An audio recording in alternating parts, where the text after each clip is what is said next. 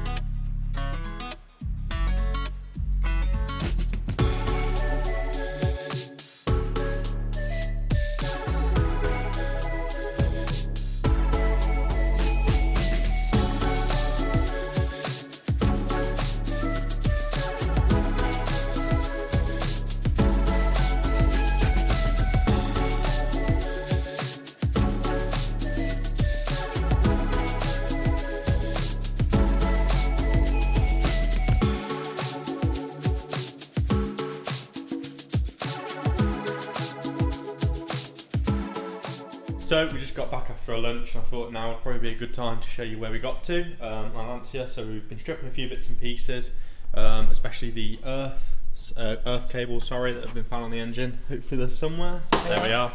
There's a few of them. There's still a load of them going all the way down there's the car, still this section here. Hopefully you can see that leading all the way into the car. So we have to go ahead and find that. I assume that's the one going all the way back to the battery. Yeah. So. But we've got the cam cover off. I've stripped a lot of the belts this side as well for the cam belt, so that's the aircon belt and the auxiliary belt, all that's pretty much stripped and out the way. I can't remember what else you've been doing. You've got the airbox out. Airbox out to have a look, get some of the earth wiring out the way, and also just how good all these inner panels are. Yeah. You know, there's just no corrosion anywhere like you find in all the European cars.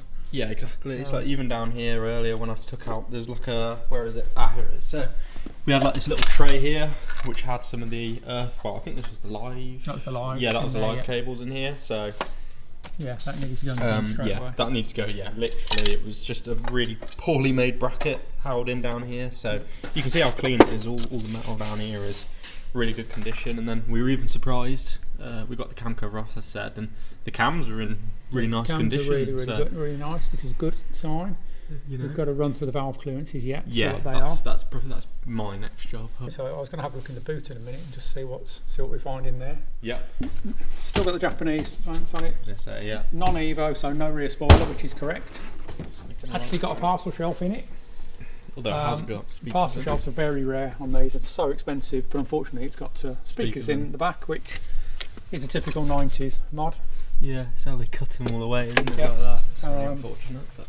And the battery in the boot. Yes, which we have touched on a bit. It's just a plastic tray. It's just, well, I know, it's just horrific. There's an original jack.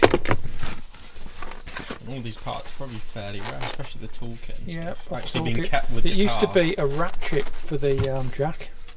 But if it's still in here, let's have a look, see what we've got. But again, that hasn't even disintegrated, you know. All the coating on that is in really good condition. So the camera can pick that up in the lighting. Yeah, the ratchet for the toolkit is missing, but you can do it with that. You might find Japanese market cars that's slightly different. Yeah. You can wind it up with that if need be. Exactly. Spare wheel. No. Compressor's gone off. We just turned the compressor off, but we're back to it. So original space saver spare wheel.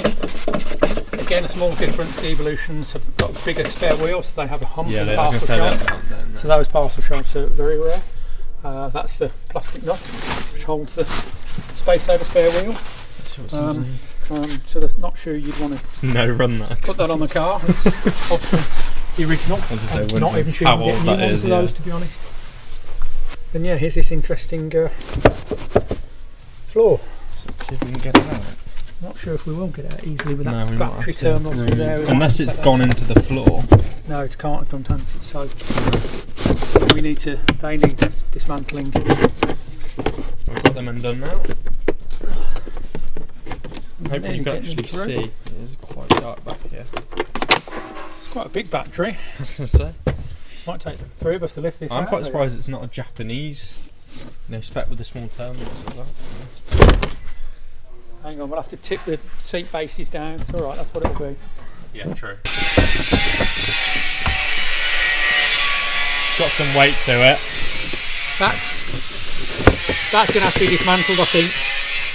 Yeah. Because of all of that. So I'll come back to that in a bit. But we've seen the boot draw from underneath and it's really solid. So yeah. Hope to see a bit more. Yeah. Oh well. So we can get this out and then we can show you a bit more on it. So yeah. We'll carry on with the other job for now, I suppose. Yeah, that's fine.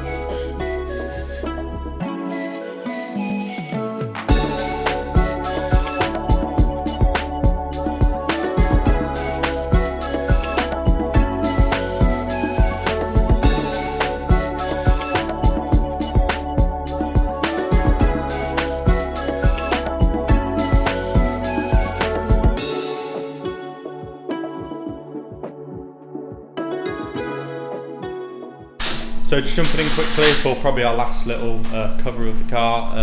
We're at a point now again, we've taken a few more bits off, we've got good access to the cambelt, there's still a few bits and pieces to come off, a little cover, but with that out of the way, hopefully we can get it off fairly quickly with the new bits when they arrive and get it back on, get it back together. We've also got the tappets to do, but again we'll probably do that maybe in the next video or depending what happens. But yeah, so this is where we're at.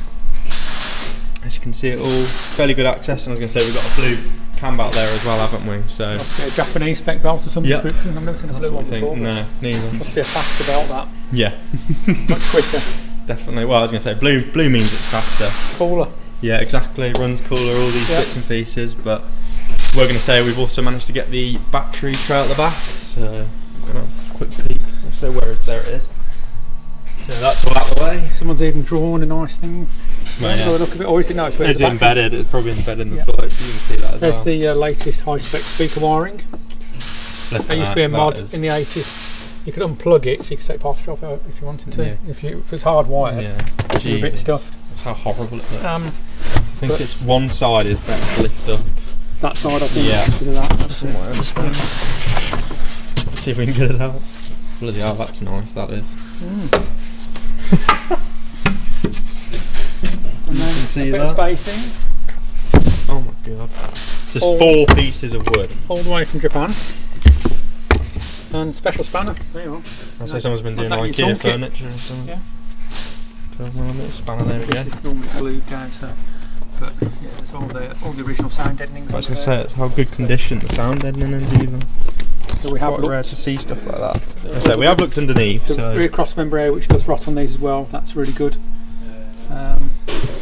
It's probably had a rear strut brace in there at some point. A lot of them do, and it's been taken back out. They've cut the carpet for it to go through. Yeah, you can see a few bits of the covers hanging off anyway. Yeah, they fall off when they were new, when they were factory. Stick them back on. Again, typical Italian. Same with these seals. Yeah, these seals just fall off all the time. So we can close them up a little bit. Just see what we can do with them, I guess. And these carpets always lift up here. Yeah, well, you can tell that. So you can see it's lifting there. I think we mentioned this before. That's where the screen wash bottle is. Yeah, we did in the last video. As you said, the job for the apprentice. Yeah, give the apprentice a top up the screen wash bottle on that Integrale and let them struggle for a couple of hours trying to find it. Yep. Well, obviously the main thing about everything is to see if these speakers work, because if they don't work, might as well scrap the camera. Yeah, I was going to say, yeah. I mean, look how loose that is. 3-way. ODF for 3,000. I wonder if it's got other speakers in the doors. So there'd be speakers down the front under the dash. Yeah. I don't think there's any in the doors. No. If it's in there. With all the wiring in here, it could be God knows what. So, I mean, yeah. I mean, it's probably a lot of the other ones to do with the radio, you'd think. Yeah, the little ones will be. But yeah, I mean, a few more bits and pieces. I actually want to show you this as well. While I was waiting for some advice on the belt, I'll clean this up. So we're already making some parts of the car nice and shiny. We've just got the rest of it to do.